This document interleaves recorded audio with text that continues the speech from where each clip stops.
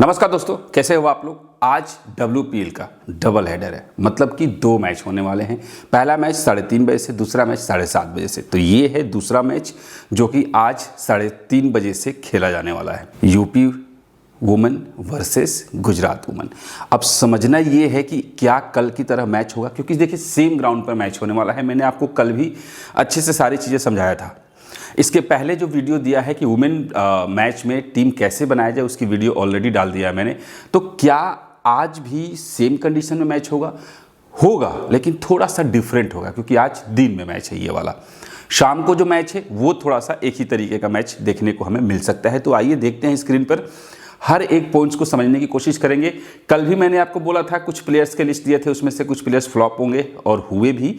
क्या कंडीशन है, किस तरीके से है, इन सारी चीज़ों को समझते हैं। देखिए मैच नंबर 2 10 जनवरी और ये 3:30 बजे से खेला जाने वाला है। सेम ग्राउंड है नवी मुंबई के अंदर। Gujarat women versus UP women के बीच में ये मैच जो है होने वाला है। सबसे पहले हम लोग बात कर लेते हैं कि पिच का जो रिपोर्ट है वो क्या है। देखिए पिच जो है कंप्लीटली यही है कि पेस एंड बाउंस यहाँ पर है। फास्ट बॉलर्स को हेल्प मिलता है, लेकिन मिडिल ऑर्डर्स में आकर स्पिनर्स को थोड़ा बहुत टर्न मिलता है, बट फास्टर्स को यहाँ पर ज़्यादा मदद मिलता है। दूसरी चीज़ कि मिडिल ऑर्डर्स में यानी कि 3, 4, 5, 6 नंबर के जो बैट्समैन होते हैं वो यहाँ पर ज़्यादा इम्पैक्ट डालते हुए दिखाई देते हैं इस ग्राउंड पर।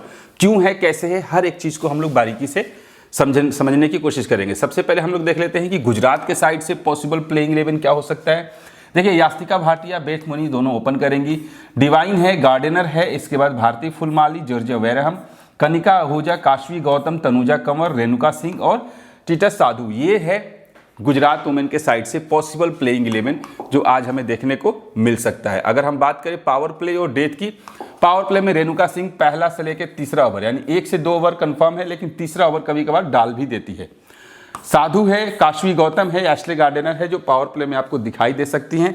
इसके बाद डेथ ओवर्स में है Renuka Singh 1 over, Sophie Devine, Wareham और एशले गार्डनर। ये चारों और यही चारों आज के मैच में भी इंपॉर्टेंट होने वाली हैं। अगर हम बात करें यूपी वुमेन के साइड से, तो देखिए मेग लैनिंग और प्रतिका रावल दोनों ओपन करेंगी। हरलीन देओल है, फोबी लिचफील्ड है, डेविड डॉटिन है, किरण नवगिरे, दीप्ति शर्मा, शिखा पांडे, सोफी एक्लेस्टन, क्रांति गौड़ और आशा शोभना। ये यूपी के साइड से आपको पॉसिबल प्लेइंग 11 में दिखाई दे सकती है। हालांकि कुछ चेंजेस होंगे मैच शुरू होने के बाद, हमें पता चलेगा शुरू होने पर टॉस के बाद। और यहाँ पर पावर प्ले में देखें शिखा पांडे, क्रांति गौड़, डेंडा डॉटिन और सोफी एक्लेस्टन, ये चारों के चारों आपको पावर प्ले में दिखाई दे सकती हैं। डेथ ओवर्स की अगर हम बात करें कि डेथ ओवर्स में कौन कौन है, तो दीप्ति शर्मा, क्रांति गौड़, डेंडा डॉटिन और एक्लेस्टन, यही चारों के वापस डेथ ओवर में भी संभावना है। यानी कि पावर प्ले और डेथ दोनों के दोनों बिल्कुल सेम हमें देखने को मिल सकता है अगर हम बॉलर्स की बात करें। अब देखिए ये समझिएगा, यहां पर आपको समझना बहुत जरूरी है। सबसे पहले हम ये देखते हैं कि इसी ग्राउंड पर ये जो टीम है ये आपको टॉप परफॉर्मर वाली टीम है, यानी कि ड्रीम टीम है। जहां पर आपको कमलिनी दिखाई दी थी, ऋचा घोष नहीं दिखाई दी थी, चूंकि मैंने ऋचा घोष के बारे में बताया था।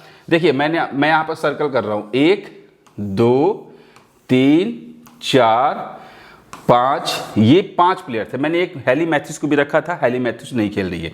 तो अब इन पांचों में से मैंने बोला था कि 6 में से मिनिमम 2 मैक्सिमम 3 फ्लॉप होंगी, और 5 में से फिर मिनिमम दो तो फ्लॉप होनी ही होनी है, तीसरा का भी संभावना था। यहां पर फ्लॉप कौन कौन हुआ है, देखिए ऋचा घोष यहां से गायब है और यहां से हरमनप्रीत कौर जो है वो गायब है। तो अब एक और चीज है, मैंने आपको ये भी बोला था कि ये जो लाइन है यहां से कोई एक जो है वो ड्रीम टीम में दिखाई देगा। वो हेमलता हो सकती है, पूनम खेनमार हो सकती है, संजीवन सजना हो सकती है। यहां पे ड्रीम टीम में कौन आया, संजीवन सजना। तो कहीं ना कहीं जो चीजें मैं आपको बताता हूं कि इनमें से कोई एक आएगा, तो उनमें से रोटेशन आपको करना पड़ेगा। हालांकि मुंबई की टीम थोड़ी सी धराशायी हो गई थी, वरना संजीवन सजना के आने के चांसेज उतने नहीं थे, ठीक है, लेकिन फिर भी एक तीनों में से आई। सेम आज भी आपको बताऊंगा। अब समझना है, यहां पर जी हैरिस है, स्मृति मंदाना है जो कि सेम टू सेम है। इसके बाद एंडी क्लर्क, निकोला केरे, उसके बाद अमलिया कर और अमनजोत कौर, यहाँ पे लॉरन बेल और शबनम इस्माइल और श्रियंका पाटिल है। अब समझना यह है कि ये जो टीम थी ये वो टीम थी जिसको सबसे ज्यादा लोग सिलेक्शन में लेके गए थे, सबसे ज्यादा लोग इस टीम को क्रिएट किए थे। लेकिन क्या हुआ, हरमनप्रीत कौर गायब, ऋचा घोष गायब, 2 प्लेयर ऐसे ही गायब, ये खेली नहीं, ये खेली नहीं, ठीक है। इसके बाद बाकी के प्लेयर सेम टू सेम।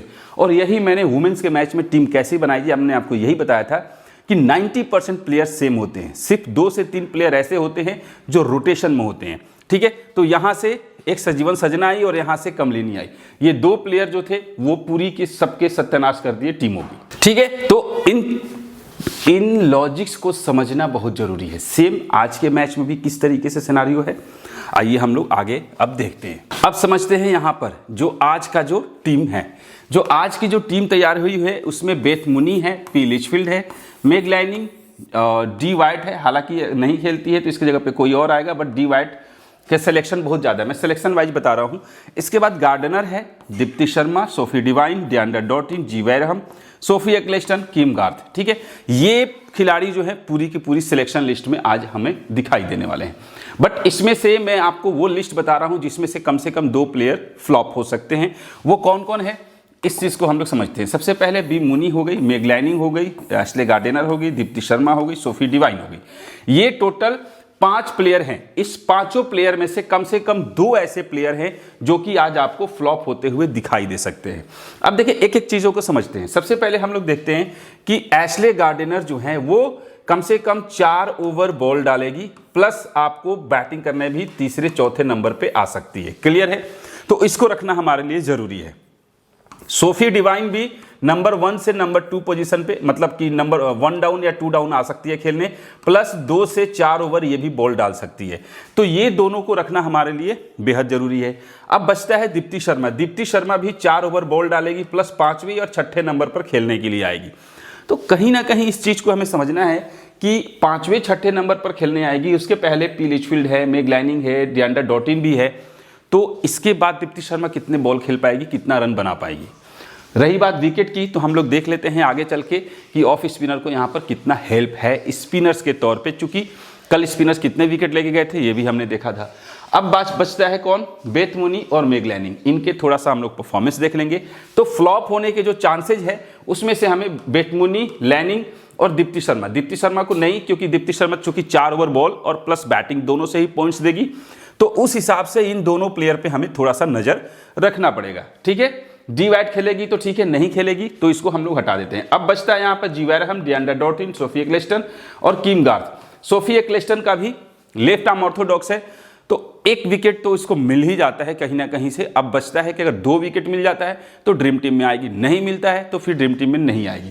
तो हमें टोटल अगर हम बात करें कि फ्लॉप की लिस्ट में कौन कौन है, तो बी मुनी, मेग लाइनिंग और सोफी एक्लेस्टन, इन तीनों में से किसी 1 या 2 प्लेयर पे हम लोग रिस्क लेंगे।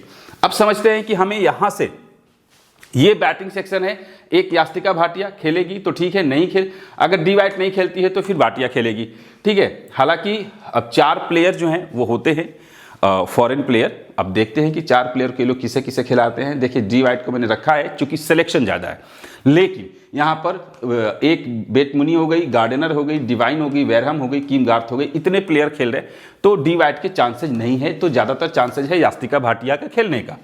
क्लियर है। अब यहाँ पर हम समझते हैं कि क्या इनमें से कोई एक है जो ड्रीम टीम में आएगा।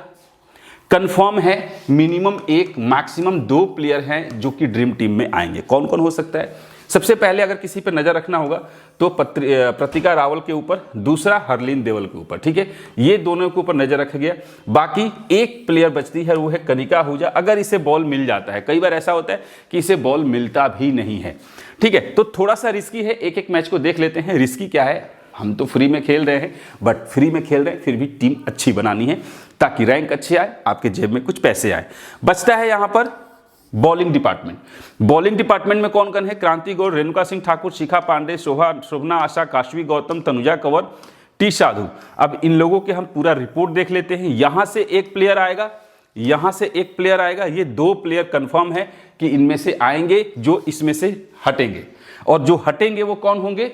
बड़े प्लेयर, बड़े नाम और बड़े प्लेयर ही है जो कि इस टीम से हटेंगे और इन दोनों में से आएंगे। कौन कौन होगा, कैसे होगा, अब हम लोग आगे थोड़ा सा देख लेते हैं। चूंकि ये मान के चलिए कि 7 से 8 प्लेयर जो है वो आपको फिक्स होने वाले हैं, तो फिक्स पर फोकस करना है, बाकी इनमें से हमें रोटेशन करते हुए चलना है। अब हम लोग देख लेते हैं कि इस ग्राउंड के ऊपर जो अभी तक मैचेज हुए, ज़्यादातर मैचेज चेज हुए हैं। सिर्फ 200 का आंकड़ा अगर बना है तो वो चेज नहीं हुआ है, बाकी के मैचेज यहाँ पर चेज हुए हैं। कल भी मुंबई इंडियंस 154 रन बनाती है 6 विकेट पर, और आरसीबी वुमेन्स 157 रन 7 विकेट पर मैच जीत जाती है। फास्टर्स को कल के मैच में भी ज़्यादा विकेट मिला था, 10 विकेट फास्टर्स को और 3 विकेट स्पिनर को। इस हिसाब से हम ये कह सकते हैं कि फास्टर्स को यहाँ पर ज़्यादा हेल्प है और फास्टर्स यहाँ पर ज़्यादा विकेट लेते हुए आपको दिखाई देने वाले हैं। अब हम लोग समझते हैं यहाँ पर कि फर्स्ट इनिंग में क्या हुआ। मैंने आपको क्या बोला था कि टॉप 3 में से कोई एक प्लेयर अच्छा खेल के जा रहा है फर्स्ट इनिंग में। अब यहाँ पर देखिए टॉप 3 की बात करें तो यहाँ पर एक बार 47 रन बना, 46, 70, 43 और फिर यहाँ पे 67, फिर यहाँ पर 32। आप देख लीजिए कि टॉप 3 में कम से कम एक प्लेयर अच्छा खेल के जा रहा है। कई बार ऐसा हुआ है कि टीम कोलैप्स भी होकर गई है, बट समझना यह है कि क्या आज के मैच में भी ऐसा होगा। चूंकि यहाँ पर मेग लैनिंग है, पत्रिका रावल है और हरलीन देवल है टॉप 3 में, यहाँ पर भाटिया है, बीमोनी है, सोफी डिवाइन है। तो ये मानकर चलिए कि एक प्लेयर तो चलेगी ही चलेगी, कंफर्म है। दूसरे के तीनों चलेंगे इसकी कोई गारंटी नहीं है, क्योंकि अभी तक ऐसा हमें देखने को नहीं मिला है। क्लियर है? तो हमें रोटेशन थोड़ा सा करना पड़ेगा। अब समझते हैं कि क्या होगा। देखिए 4, 5 और 6 में से कम हमें 2 प्लेयर को टीम में शामिल करना होगा। 65, 45, 42, 34, 25, यहाँ पे 37, यहाँ पे 40 और 45। अब आप देख रहे हैं कि 4, 5 एंड 6 में से कम 2 प्लेयर हमें हर हाल में रखना होगा। और वो 2 प्लेयर कौन होंगे? वो 2 जो प्लेयर होंगे वो हमारे ट्रम्प प्लेयर होंगे। ये याद रखिएगा, वो हमारे ट्रम्प प्लेयर होंगे। यहाँ पे पी लिचफील्ड है, डिएंड्रा डॉटिन है, किरण नवगिरे हो गई। यहाँ पर कौन है? एशले गार्डनर, बी फुलमाली और जी वैरहम। तो आपको बी फुलमाली के ऊपर नजर रखना होगा अगर बैट फर्स्ट होता है, और उसके बाद डिएंड्रा डॉटिन या किरण नवगिरे पर नजर रखना होगा। आपको भी पता है किरण नवगिरे बहुत ही हार्ड हिटर है, अच्छे स्ट्राइक रेट से खेलती है, इसके अंदर छक्के मारने की एबिलिटी भी है, तो ये ड्रीम टीम में आ सकती है। किरण नवगिरे और बी फुलमाली, इन दोनों पर नजर रखना होगा। क्लियर है? तो इस तरीके से फर्स्ट इनिंग का जो है पैटर्न जो है वो दिखाई दे रहा है। आप चाहो तो इन 7 पैटर्न पर टीम बना लो, कोई दिक्कत नहीं है। अब हम लोग नेक्स्ट बात करते हैं सेकेंड इनिंग। सेकेंड इनिंग में भी सेम सिचुएशन हो रहा है। अगर यहाँ पर हम बात करें, ओपनर्स ज्यादातर टाइम यहाँ पर फ्लॉप होते हुए दिखाई दे रहे हैं। एक बार ऐसा हुआ था जब दोनों ओपनर खेले, फिर यहाँ पर 46 और फिर यहाँ पर 25, बाकी के टाइम पर ओपनर यहाँ पर अच्छे खेलते हुए नहीं दिखाई दे रहे। बट एक सिमिलरिटीज हमें यहाँ पर दिखाई दे रही है कि 6 नंबर का प्लेयर सेकेंड इनिंग में 29, 59, 23, 29, 63, 6 नंबर का प्लेयर यहाँ पर अच्छा खेल के जा रहा है। अब वो जी वैरहम हो सकती है या किरण नवगिरे हो सकती है, या फिर आज के बैटिंग ऑर्डर डिसाइड होने के बाद पता चलेगा कि कौन 5 और 6 नंबर पे आ रही। लेकिन ये कंफर्म है कि 5 और 6 नंबर के प्लेयर हमें अच्छा रिस्पांस दे सकता है, टीम को अच्छी ऊंचाई पर लेके जा सकता है। क्लियर है? तो इस हिसाब से हमें टीम को बनाना है, क्योंकि यहां पर वापस से मैं आपको बोल रहा हूं 4, 5, 6 में से सेकेंड इनिंग में कम से कम 1, मैक्सिमम 2 और टॉप 3 में से 1 प्लेयर, फर्स्ट इनिंग हो या सेकेंड इनिंग हो, ये पैटर्न हमें रखना पड़ेगा। फर्स्ट इनिंग की अगर हम बॉलिंग की बात करें, बार बार बोल रहा हूं कि फर्स्ट इनिंग हो या सेकेंड इनिंग हो, हमें पैटर्न को देखना है और समझना है कि पैटर्न क्या कहता है, किसे ज्यादा विकेट मिल रहा है। कल के मैच में एक फास्टर्स को 4 विकेट मिला, ठीक है, और यहां पर एक फास्टर्स को वापस 5 विकेट मिला था, फिर 3 विकेट मिला, फिर 3 विकेट मिला। तो कहीं ना कहीं फास्टर्स को यहां पर हेल्प मिल रहा है। फास्टर्स 3 से 5 विकेट तक लेके जा रहे हैं। अब उसमें कौन होगा? Renuka Singh, Sophie Devine, Kashvee Gautam, T Sadhu, और यहां से क्रांति गौड़, शिखा पांडे, डिएंड्रा डॉटिन। अब इनके ऊपर हमें नजर रखना पड़ेगा। डिपेंड करता है कौन सी टीम बैट फर्स्ट करती है, बॉल फर्स्ट करती है, उसके अकॉर्डिंग हम जाएंगे। बात करते हैं लेफ्ट आर्म ऑर्थोडॉक्स की। अगर लेफ्ट आर्म ऑर्थोडॉक्स को ध्यान से देखा जाए तो सिर्फ एक बार ऐसा हुआ था जब किसी लेफ्ट आर्म ऑर्थोडॉक्स को 3 विकेट मिला है और दूसरा 2 विकेट मिला है, नहीं तो बाकी के टाइम पर लेफ्ट आर्म ऑर्थोडॉक्स को उतने विकेट नहीं मिले हैं। अब कौन कौन है? दीप्ति शर्मा हो सकती है, सोफी एक्लेस्टन हो सकती है, तनुजा कंवर हो सकती है। क्लियर है? ऑफ स्पिनर की बात करें 1, 2, 3 और 2, तो उस हिसाब से एशले गार्डनर इंपॉर्टेंट हो सकती है। और इधर से पत्रिका रावल को, अगर प्रतिका रावल शायद नाम है, कंफ्यूजन हो रही है, तो इनमें से कोई एक हो सकता है। बट समझिएगा इतने सारे बॉलर्स हैं, क्या सबको मिलेंगे? जैसे कल शाइका इशाक को 1 ओवर मिला, तो फॉरेन वाले जो प्लेयर है ना, जो बढ़िया प्लेयर हैं, उनको आप टीम में जरूर रखिएगा, क्योंकि उनको ओवर्स मिलेंगे, उनको पूरा ओवर्स मिलेंगे, पूरा कोटा मिलेगा करने के लिए। जैसे कि आपको यहां से शिखा पांडे को पूरा ओवर मिल सकता है, डॉटिन को 2 से 4 ओवर मिल सकता है, दीप्ति शर्मा को 4 ओवर। अगर हम कैलकुलेशन करें तो किसे कितना मिल रहा है, देखिए शिखा पांडे को कंप्लीट 4 ओवर मिल सकता है, डॉटिन को 2 ओवर मिल सकता है, Deepti Sharma 4 over, Sophie Ecclestone 4 over. तो 4 4 8 4 12 और 2 14 ओवर तो ऐसे ही हो गए। तो 14 ओवर जो है वो ऐसे ही हो गए। बच गया क्रांति गौड़ 2 ओवर, 2 से 3 ओवर ये भी कर सकती है। आशा शोभना को 1 से 2 ओवर मिल सकता है और हो सकता है कि 2 से 4 ओवर के बीच में डियांडा डॉटिन भी चली जाए। तो इस हिसाब से ये जो प्लेयर है इंपॉर्टेंट है, कौन, जो बड़े प्लेयर है, क्योंकि ये ओवर्स जो है वो ज्यादा डालते हुए आपको दिखाई देने वाले हैं। सेम कंडीशन यहाँ पर रेणुका सिंह को 1 से 4 ओवर, यानी कि 4 ओवर रेणुका सिंह को 4 ओवर मिल सकता है। सोफिया इसके बाद आपको यहाँ पर जी वैरहम को 4 ओवर मिल सकता है, एशले गार्डिनर को 4 ओवर मिल सकता है और यहाँ पर आपको सोफी डिवाइन को 2 ओवर कम से कम हम इसका लेके चलते हैं, काशवी गौतम का 2 ओवर लेके चलते हैं। तो 4 4 8 4 12 12 और 4 16 ओवर ऐसे ही हो गया। बच गया 4 ओवर, उसमें से 2 से 3 ओवर मिल सकता है तनुजा कंवर को, 1 से 3 ओवर के बीच में टी साधु को मिल सकता है। तो जो छोटे प्लेयर है, जो मतलब आप समझ रहे मैं क्या कह रहा हूं, जो 4 ओवर कंप्लीटली कर सकता है, सबसे पहले हम उस पर फोकस करेंगे। 1 से 2 ओवर वाला शायद 1 ओवर में 1 विकेट मिल जाए या ना भी मिले, बट 4 ओवर करने वाले को हमें सबसे पहले रखना पड़ेगा। क्लियर है? अब हम लोग देख लेते हैं थोड़ा सा यहां पर सेकेंड इनिंग की बॉलिंग डिपार्टमेंट। सेकेंड इनिंग में विकेट्स कम गिर रहे हैं। राइट आर्म फास्टर्स को 1 से 2 विकेट या 3 विकेट भी मिल सकता है, डिपेंड करता है। अगर स्कोर ज्यादा बना तो फास्टर्स ज्यादा विकेट लेके जाएंगे। स्पिनर्स यहां पर लेग स्पिनर को 2 विकेट मिल सकता है।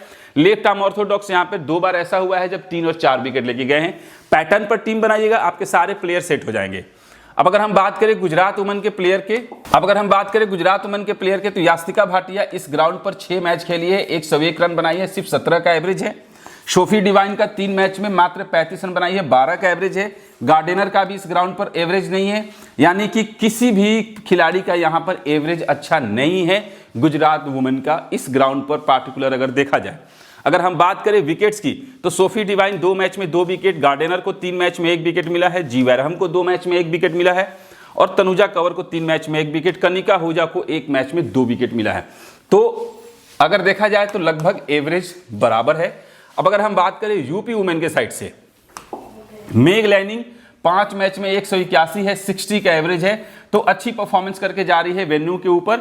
और हरलीन देवल का 3 मैच में मात्र 66 रन है और किरण नवगिरे 5 मैच में 132 रन बनाई है, 26 का एवरेज है। तो अगर एज ए बैट्समैन देखा जाए तो मेग लैनिंग और किरण नवगिरे इन दोनों का परफॉर्मेंस अच्छा है। हालांकि लिचफील्ड और डियांडा डॉटिन इस ग्राउंड पर अभी तक नहीं खेली हुई हैं। अगर हम बात करें बॉलर की तो शिखा पांडे को इस ग्राउंड पर अच्छा रिस्पॉन्स मिला है, 5 मैच में 9 विकेट। सोफी एक्लेस्टन को 5 मैच में 9 विकेट, दीप्ति शर्मा को मिला है 5 मैच में सिर्फ 6 विकेट। तो 2 बॉलर इंपॉर्टेंट होने वाली है, शिखा पांडे और सोफी एक्लेस्टन। अगर हम बात करें मुंबई के साइड से हेड टू हेड की परफॉर्मेंस तो यास्तिका भाटिया 7 मैच में 115 रन बनाई है, मात्र 19 का एवरेज है और बेच मुनी 4 मैच में 186 रन बनाई है, 94 का एवरेज है। तो बेच मुनी जो है इंपॉर्टेंट लग रही है क्योंकि यहां पर इसके परफॉर्मेंस ग्राउंड पर भी अच्छा है और हेड टू हेड में भी अच्छा है। एशले गार्डिनर का हेड टू हेड में रिकॉर्ड 32 का एवरेज है, सोफी डिवाइन का कुछ खास नहीं है और कोई अच्छा नहीं है। तो यहां पर ध्यान से देखा जाए तो बेथ मुनी का रिकॉर्ड अच्छा है और गार्डिनर का अच्छा रिकॉर्ड है हेड टू हेड में। अगर हेड टू हेड के बॉलिंग डिपार्टमेंट को देखा जाए तो यहां पर काशवी गौतम 2 मैच में 4 विकेट लेके गई है, डिवाइन को मिला है 3 में 4 विकेट, गार्डिनर को मिला है 6 में 5 विकेट, जी वैरहम को मिला है 4 में 5 विकेट। बाकी सारे प्लेयर जो है वो लगभग नॉर्मल है। इनफैक्ट रेणुका सिंह ठाकुर को भी 6 मैच में सिर्फ 2 विकेट मिला है हेड टू हेड में। तो थोड़ा सा देखा जाए तो मुंबई के अगेंस्ट, गुजरात के अगेंस्ट उतना परफॉर्मेंस अच्छा नहीं दिखाई दे रहा है। अब अगर यूपी वुमेन की बात करें हेड टू हेड में कौन है तो मेग लैनिंग 6 मैच में 207 रन, 41 का एवरेज है, बाकी कोई अभी खेला नहीं है। और दीप्ति शर्मा 6 मैच में 167 रन, 42 का एवरेज है। अगर विकेट्स की बात करें तो शिखा पांडे 6 मैच में 10 विकेट लेके गई है, सोफी एक्लेस्टन 6 मैच में 13 विकेट। तो ये दोनों ही बॉलर हमारे लिए इंपॉर्टेंट होने वाली हैं आज के मैच के लिए। अब अगर हम बात करें यहां से गुजरात के प्लेयर्स की कि गुजरात के प्लेयर्स का परफॉर्मेंस कैसा है तो यास्तिका भाटिया जो है वो सेकंड बैट में परफॉर्मेंस अच्छा दिखाई देता है। बेथ मुनी जो है वो फर्स्ट बैट में परफॉर्मेंस बेथ मुनी का अच्छा होता है। सोफी डिवाइन का जो है वो फर्स्ट बॉल में आप इनको ट्राई कर सकते हैं और एशले गार्डिनर बोथ परफॉर्मेंस वाली है। हालांकि सोफी डिवाइन को भी आप बोथ परफॉर्मेंस में ट्राई करना क्योंकि बैटिंग और बॉलिंग दोनों से पॉइंट्स दे सकती है। भारती फुलमाली 7 मैच में 197 रन बनाई है, 49 का एवरेज है और दोनों ही मैच में लगभग बराबर है। तो ये दोनों इनिंग में ठीक ठाक परफॉर्मेंस है और चूंकि ठीक खेलती है और आपको अच्छा रिस्पॉन्स भी देगी जाएगी, एवरेज भी अच्छा होगा, इसका स्ट्राइक रेट भी अच्छा होगा। जी वैरहम की बात करें तो ये फर्स्ट बैट में आप इनको ट्राई कर सकते हो और कनिका आहूजा को आप सेकेंड बैट में ट्राई कर लेना।